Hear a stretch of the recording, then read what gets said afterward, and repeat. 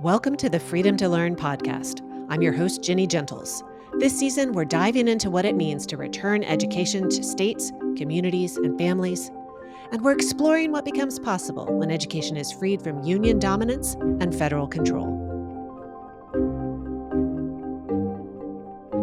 Students are always at the top of the list in terms of how might we get bureaucracy out of the way to best serve kids and to not spend $2.5 million on its staffing just to fill out paperwork. Headlines about K-12 education are often bleak. Test scores are historically low, chronic absenteeism is persistently high, and discipline issues abound. There are glimmers of hope out there, though, especially in states with strong leadership and a clear vision. Indiana Secretary of Education Katie Jenner joins us today to share good news from her state. Indiana's third grade reading scores improved at a record-breaking rate, with increases for every student group measured. The state has been redesigning the high school experience, making it more flexible and student-centered. Indiana's statewide school choice program, which served over 76,000 students last year, is now universal, and parents are taking advantage of additional education freedom options like open enrollment, microschools, and charter schools. Secretary Jenner and I discuss these developments, and we delve into the flexibilities from the federal bureaucracy that Indiana is seeking in its waiver application to the U.S. Department of Education. Dr. Katie Jenner leads the Indiana Department of Education and the Indiana Commission for Higher Education, as well as 6 additional state agencies and boards. She was previously a high school teacher, a district leader, and a vice president of a statewide higher education institution. Secretary Jenner, welcome to Freedom to Learn. Thank you. It's so good to be here, Jenny. Good to see you. It's good to see you too. As part of our series on returning education to the states, we're talking to policymakers and advocates around the country about what's happening in their state. Sometimes the good news just doesn't make it across state lines. So I'm really happy that we're having this conversation today. I'd love to hear more about Indiana's story. And let's start with your priorities for K-12 education in Indiana. Right out of the gate, I came in January of 2021. And of course, going back to that time, it was a moment that we were trying to do everything we could to make sure schools stay open. In some of our urban spaces, it was keep them open and get them open. But there was a real need to almost like reset education in Indiana. And so we started by doing a lot of listening and hearing from different stakeholder groups, parents and families, students, educators, business leaders, community city leaders, listening to a variety of people about, hey, what really matters for every child in Indiana, regardless of where they live or where they're going to graduate from, what matters. And Jenny, that really drove our mission ahead. And what we heard is, natural things like, academic mastery and literacy in STEM.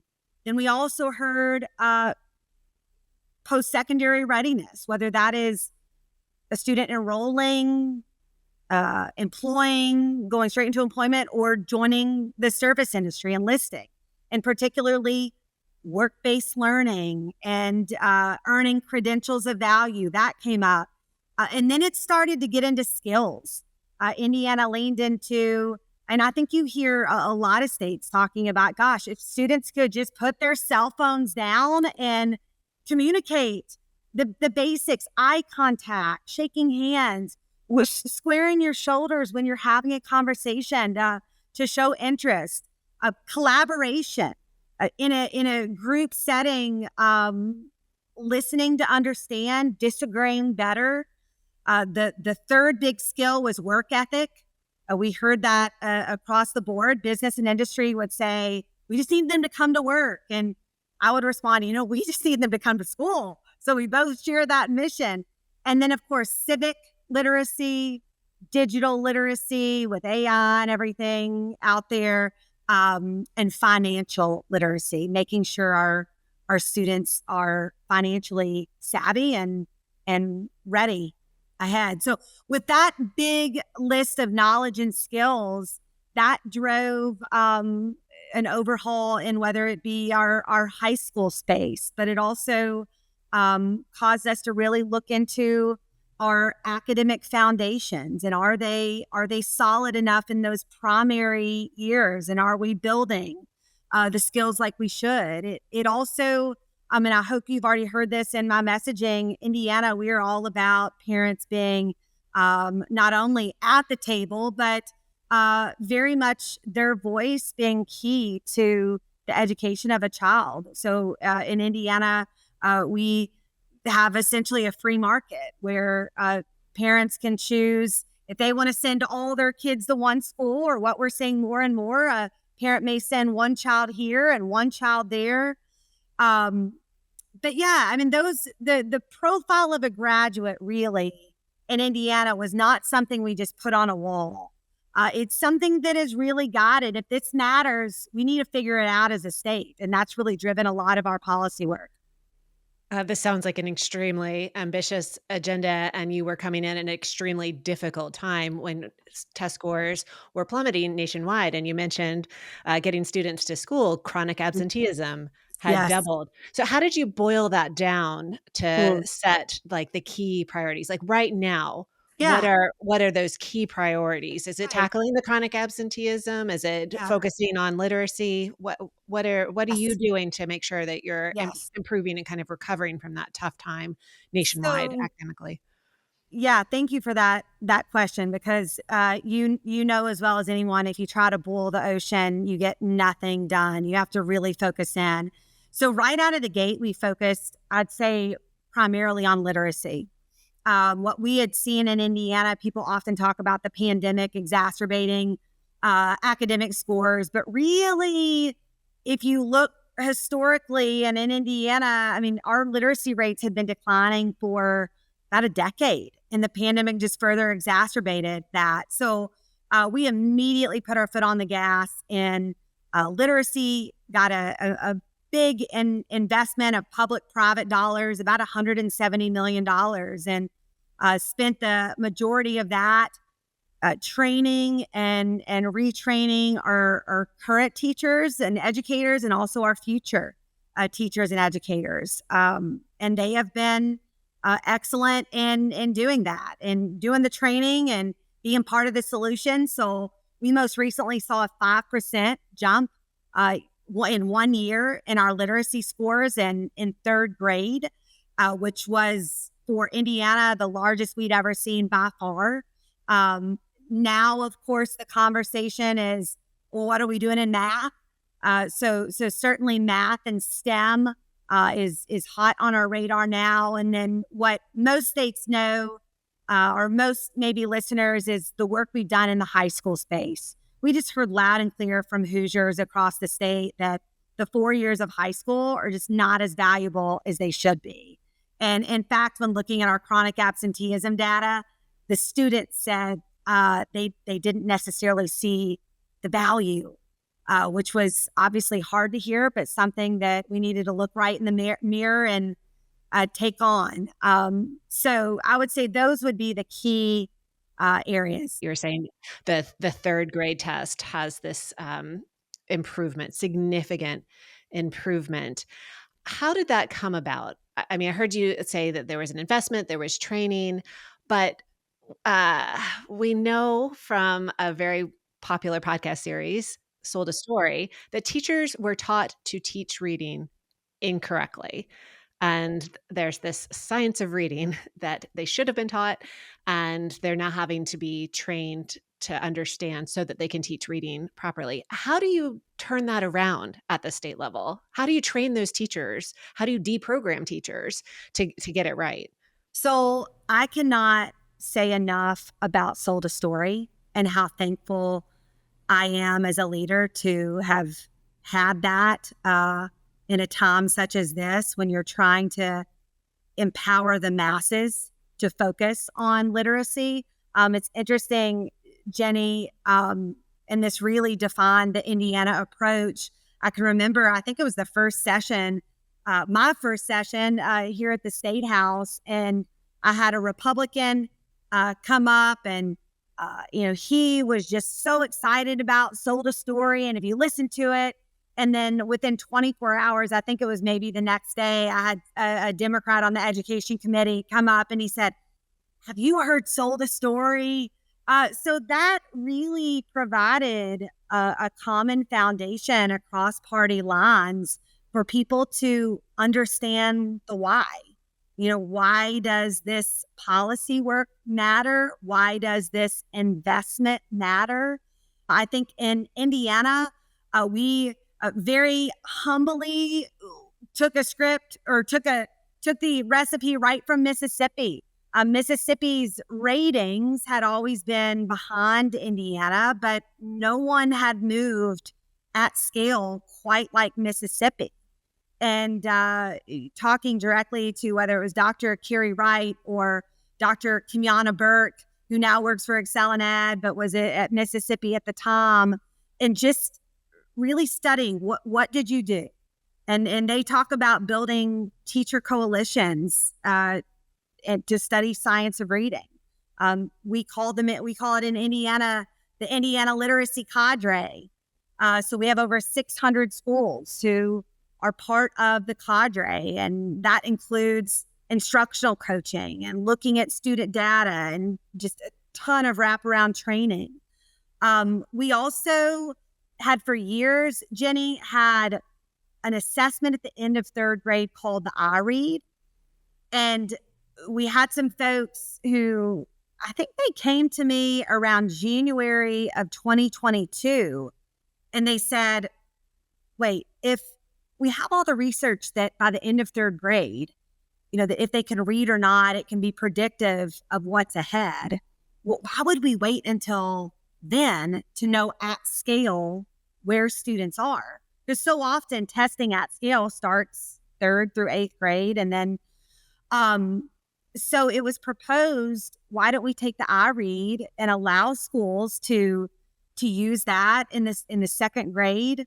We'll build an on-track indicator for parents to know where your child is, for teachers to know where the student is. It was opt-in. I honestly, Jenny, probably would have told you it would have maybe caught, but maybe not. It caught on like wildfire, and we had within 3 years, nearly every school in Indiana had already opted in. So now it's a requirement. Every student in second grade takes it. It's not punitive at all in second grade, but it provides an on-track indicator so that parents and families and teachers know exactly where the child is, if they're reading, if they're not reading, and if they're on track or not to read by the end of third grade. I'd say those two things were our big difference makers. The literacy cadre and that strategy with understanding where our kids are to triage. Right. And then heavy interventions to make sure that they are where they need to be. There's a new law in Indiana where students do have to pass that iReads test. That's true. And that has actually been a law in Indiana, gosh, for over a decade. I think it was since around 2011, 12 neighborhood. We had essentially what it said is if a student did not pass iRead in third grade, that unless they had a good cause exemption, that they would have to be retained. We saw, and I will own, this was guidance straight from the department at the time. We saw a lot of students moving on to fourth grade, and then they were remediated. But what we found in longitudinal data is those students who were not retained and actually reading, those students who moved on not reading were never passing iLearn ever. They were constantly in a struggle versus the students who were retained with the assurance they're going to be readers. Their outlook looked a lot better. And there have been a number of external research reports done on this. But what we did, Jenny, and to your point about the new law, the law tightened up a bit. Okay. I guess it was the 2024 session, it tightened up just to make sure students who are not reading and do not have a good cause exemption, they are staying in third grade, period. And then now we also have where the student, if they have a good cause exemption and move forward, we will still assess them in reading every year until we make sure they are reading. With the philosophy that every single child must be a reader. It's essential. Right, and there's good cause exemptions if you're talking about an IEP. Well, that child with learning disabilities, a child with special needs, still deserves to learn how to read. So that's great if those supports are there going. Yeah, and then to your point, the assessment is just a piece of it. The intervention that our teachers and educators working with parents and families, what they're providing, that's the key. But making sure every child is reading. No one, I was going to say no one is going to be left behind, but that seems like an old phrase, like an old, back in the day. Back in the day, back in my day, actually, that was It was back in your my day. era of education reform for Yeah. sure when I was working in government. Well, Dr. Jenner, you mentioned that Indiana is known for what you're doing at the secondary level. And so let's skip ahead. I've got two high schoolers. I'd love to hear good news about what can be done to engage adolescents, engage students at the high school level, to connect the secondary school experience with workforce skills and whatnot. What's been happening there? So I'm a big believer in Indiana, we believe every child has unique talents, a unique purpose. And so how do we understand each child and best set them up for their unique success ahead? Um, for us, that meant we had to get several long-standing barriers out of the way, including our diploma requirements. I mean, the reality, and you probably know this. If you think of the oldest person you know who graduated from an American high school, and you said, "Can I see your transcript?" and then you ran into somebody in any state, really, on the street, and said, "Hey, can I see your transcript?" They're almost exactly the same. My daughters take the same classes that I took over 30 years ago. That's Right. And insane. the world around us is changing so much. So, um, we have really leaned in to partner with business and industry, higher education, military, to say, what is the recipe for success? And rather than a push system, which is what K-12 has historically been, where, we're pushing students to graduation. You can get there. You can get there. It's more of a pull system where these folks are reaching in to high school and connecting them while in high school with their possibilities, with their future potential next step. So we now have diplomas that, if a student earns an enrollment honors plus diploma, they are automatically admitted to any of our public colleges and universities, many of our privates as well. So you think like Purdue, West Lafayette, or Indiana University, Bloomington, or Ball State, or I could name all of them. Now a student has that guarantee that they're in if you hit this certain outcome. And it's not just based on an SAT score or a GPA. It's if you hit this recipe, this outcome, you're in. Same with students who want to go into employment. We have automatic entry into certain apprenticeships, automatic interviews with some of our Fortune 100 companies or our Main Street, Indiana regional businesses. And then the military has provided their recipe for success and has agreed to promote students within the military more quickly, or give them the preferred, job that they're most interested in. I was not in the military, so I'm not the best at explaining all the different intricacies, but in the perks. But that was the key, Jenny, just to make sure we're better connecting kids in high school with what their personal purpose and dream is. That's exciting. I want to make sure we touch on what the federal government role is in K-12 education. But before we do that, we have to talk about my favorite topic just briefly. People might not know how common education freedom is, how widespread education freedom is in Indiana, how large the program is. Could you speak a little bit about that? Yeah. So about 1 in 5 students in Indiana leverages school choice. So you think about it could be a student choosing the most common, Jenny, is a traditional public school to another traditional public school. We're seeing our non-public school numbers increase. Of course, we have a variety of charter schools, primarily in our urban areas. We also have something pretty new, micro schools that are popping up. And the micro schools really came about because of homeschool families families who may have either pulled their students out or decided to educate their students at home, who want some of what the schools have to offer, but also want the personalization. So we're seeing an emerging micro school model. So a lot of different options for parents and families in Indiana. And I can tell you, like my friend group, I have some friends who send their kids to charters, some non-pub, some public.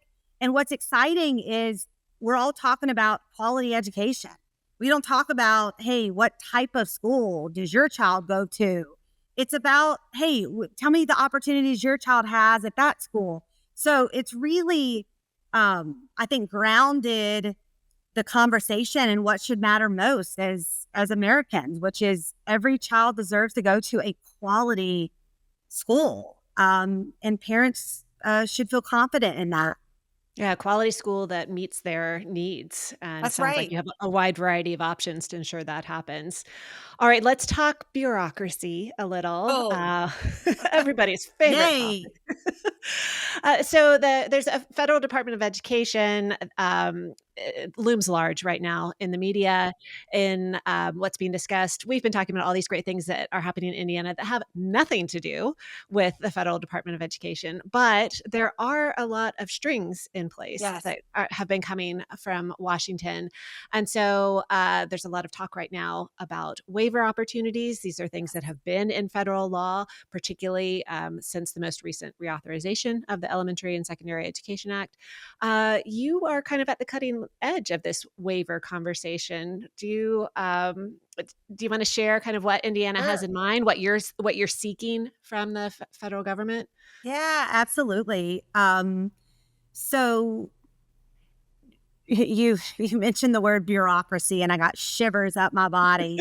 There's state level bureaucracy that we're seeking to get out of the way for our communities to really lead in the best way for kids. And then, yes, there is federal bureaucracy that we need out of the way. So, Indiana has publicly shared our waiver. We publicly share our waiver because public comment really, really matters. And we need to hear insights from different people. So we publicly shared that this summer, are going through those comments now, and we will be submitting a waiver in Indiana. It's in 4 key parts. We would like to get a block grant as a state, as an ESEA. We'd like to have a block grant for our LEAs. And then I would pause because usually this is when people start to get fired up. It's not every single line item that we're looking at. It is the majority, but it's not every single. And part of this for the layperson or for the advocate who's never been in a school or at a state department, we get approximately 15 different line items of federal dollars coming to us as a state. Most run, when you look at in some of the spend out requirements, 2 to 3 years. So Jenny, we may have like 45 different streams of money that as a state, or what I'm most concerned about, are locals our locals are running when they're just trying to get kids to read and they're trying to make high school more valuable. And they have the same key target areas, but every single grant has bureaucracy and compliance within. And so again, our goal is like, we've got to focus on the main thing and make sure that money is not spent on adult time, but really spent on kid time and the instructional opportunities. The third element to our waiver is the school improvement money. Yes, in Indiana, we are believers, and I will stand on the rooftop and shout this. I feel like I need to say it a little louder for those in the back. If a school is failing, meaning, let's say 4% of their kids are reading, 4% of their kids have math proficiency, right?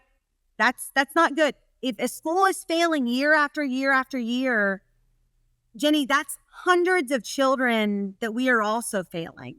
And so we want to make sure to connect those children to other potential options. In Indiana, again, it's much easier for us because we are a state that supports quality options and supporting parents to decide what's best for their child. But that's our third part. And then our fourth is federal accountability. In Indiana, we are adamant that assessment and accountability really matter. What we would prefer not to have is a state accountability model and a federal accountability model. We want an Indiana accountability model, and that's what we're asking for. That's very, very fast, 4 parts. But for all the people out there that are wondering, yes, we are submitting 100% certainty. It's going, and it's coming soon. And this federal waiver will be considered, or federal waiver request will be considered by the U.S. Department of Education, and there'll be probably an ongoing dialogue about that application with them. I understand from a recent interview with Haley Sannon, who oversees the Office of Elementary and Secondary Education. They're really trying to get to a yes when they're working with states, and they are looking for opportunities to free up states from federal strings, from federal bureaucracy. And this waiver process, if done right by the various states, is going to be a main way of doing that. I was going to ask you if there are any myths that you wanted to dispel about this shifting relationship between the federal and state education departments, between the federal and state when it comes to education policy. And I mean, how much time do we have? But I mean, a couple of things that I would flag. A lot of people think that the federal government has a ton of power right now in setting standards, curriculum, assessment. We do that as states. And I share this with Hoosiers all the time. Like we've been for years, we set our own standards. We mostly locals determine curriculum. We have some guiding documents depending on how they perform, and we set our own assessments. But the money being so siloed is what we would really like to open up a bit. And listen, we were trusted as states to do this during the pandemic. We got a lump sum of money, and you trusted us, feds trusted us to serve targeted student populations. I know that is sometimes a myth that is out there, that if we block grant, we're going to forget about certain kids. No, we need to serve all kids. And we also need to triage based on what the data shows at the time. And so we're committed to that. The other thing, Jenny, that I would just flag is sometimes it's often to critique from afar, and critique from afar, meaning in the state, critiquing it to DC. And I would say, you mentioned Haley and some of the team at USDE. They have been very, very thoughtful and helpful as we've been planning and thinking through this. And students are always at the top of the list in terms of how might we get bureaucracy out of the way to best serve kids and to not spend $2.5 million on its staffing just to fill out paperwork. And Oh my gosh. so I did want to also compliment and thank them. And if others, I would say out in the country, whether it's state or otherwise, are not feeling that, you should pick up the phone and call. And if you don't have their cell phone, ask me, I'll give it to you. But they've been very, very helpful to those who are willing and to try to do better.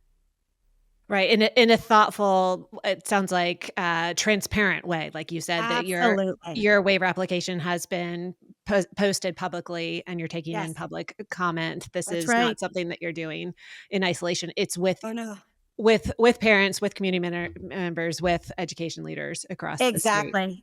And Jenny, I would even go a step beyond. Even though we put that out publicly, everyone has seen it who wants to. It's out there. We also strategically have focus groups with parents and families. I have a principal meeting later this afternoon from all school types, with business leaders or community leaders. I think bringing people to the table and talking through how to best set your state up for success, and it not being policy just dictated by DC. I think anything we can do to get there is positive. And Indiana's ready. We are eager.